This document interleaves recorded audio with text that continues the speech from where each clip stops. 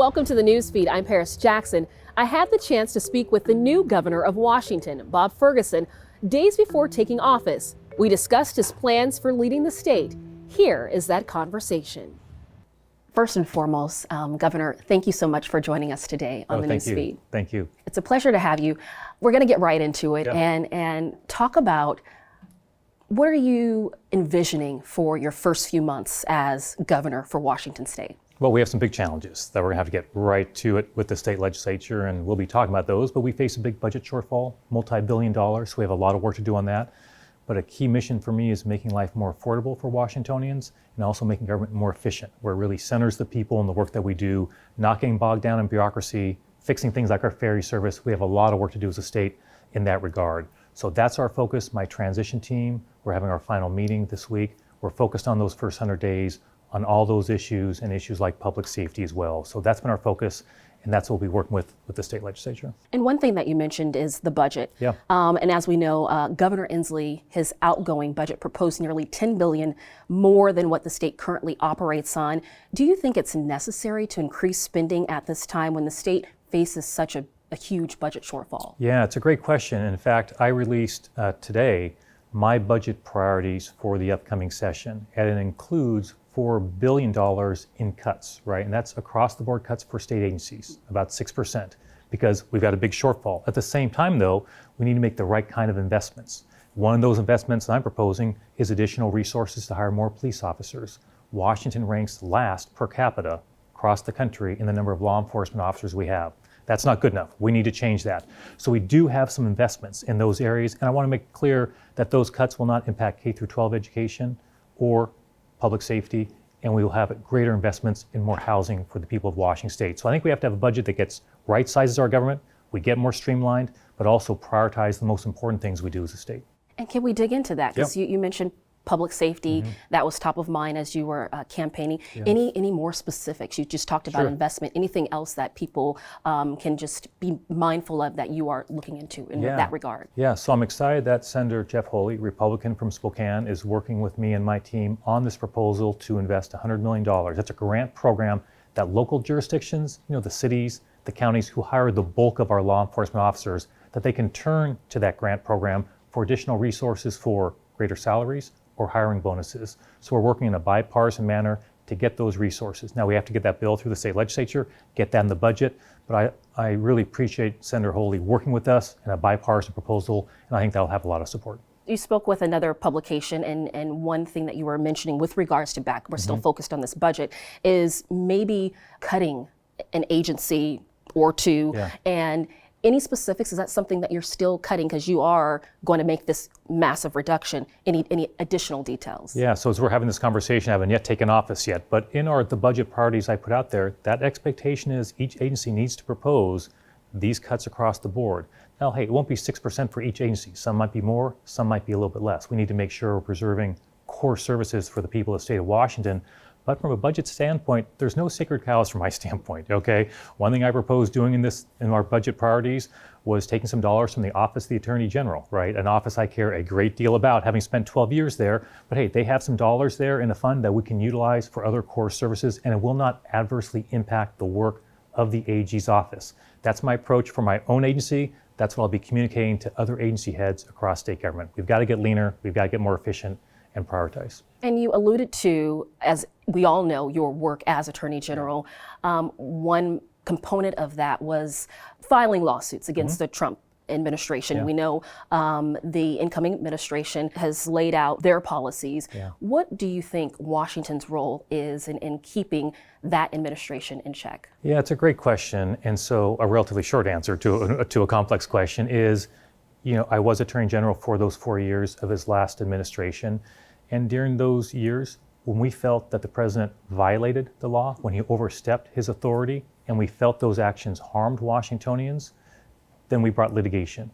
And we won all but 2 cases that we brought against him. We won over and over and over again. Those were cases to preserve clean air and clean water in Washington State. Those were cases to make sure that dreamers, right, where this is the only country they know, could stay in Washington State. These are really important cases for the people of the state of Washington. So my approach as governor is the following. Hey, we'll work with the Trump administration when we can, and we will stand up the Trump administration when they're harming Washingtonians and exceeding their lawful authority. So I'm looking forward to working with Nick Brown, the incoming Attorney General. Obviously I've got a close relationship with the AG's office and with Nick, so I think it'll be a great partnership. But the key for us is to be focused and disciplined. Elections have consequences. President Trump won. He was not my candidate, but presidents can do things and have a lot of legal authority. And when he's not exceeding that authority, folks have to understand that election had a consequence. But when he exceeds that authority, that's where the state needs to step in when Washingtonians are being harmed.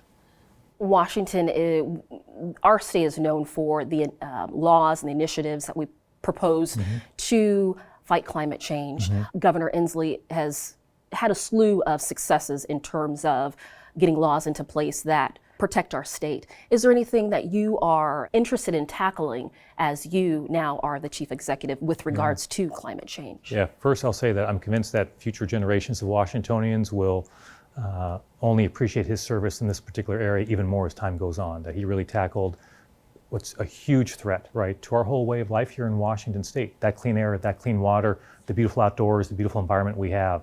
And so I think he deserves our thanks for his leadership, not just here in Washington, but nationally and really even internationally. Things like the Climate Commitment Act, which voters overwhelmingly approved, and red jurisdictions and blue jurisdictions, they preserve that because they know it's important, right, to address these issues. So my goal will be as an incoming governor is to make sure that we're continuing that leadership. I think folks look to Washington State for that leadership. Governor Inslee set with the state legislature some really important policies. So implementing, for example, the Climate Commitment Act, making sure we make that transition to a clean energy economy. That's not just good for our environment, that's not just good for climate, that's good for jobs. I was at training facilities in Eastern Washington in Wenatchee, and it was training for workers, hundreds of them, and what they're being trained for is the clean energy economy. That's jobs for those people all across our state. So I'm excited about that and looking forward to making that happen as governor. Cascade PBS and the Elway, Stuart Elway, conducted a poll recently, and some 50% of Washingtonians essentially said that they have feelings that things are going to get worse in terms of leadership here in the state. And so the premise of what I'm trying to say is we're known as a blue state, but there is still some division here within our state in different pockets of our counties. What is your message to those that may have not been considering you as their candidate? How are we going to bring folks together so we're on one accord? Sure. So I'm mindful that, well, I know it's easy to think of Washington as a blue state.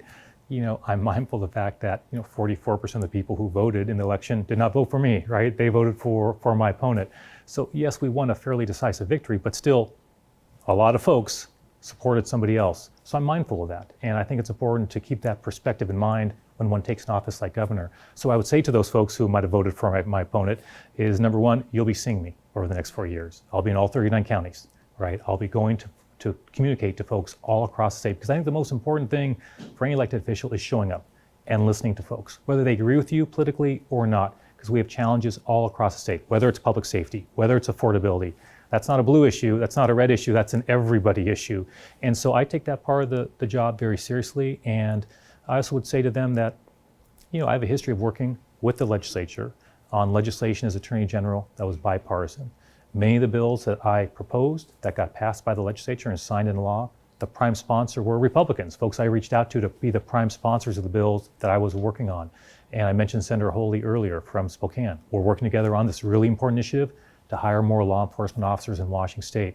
So for me, I look forward to that part of the job, to work in a bipartisan fashion, to show up in communities all across the state and make sure I'm working hard to be a governor for everybody, whether or not they voted for me or not.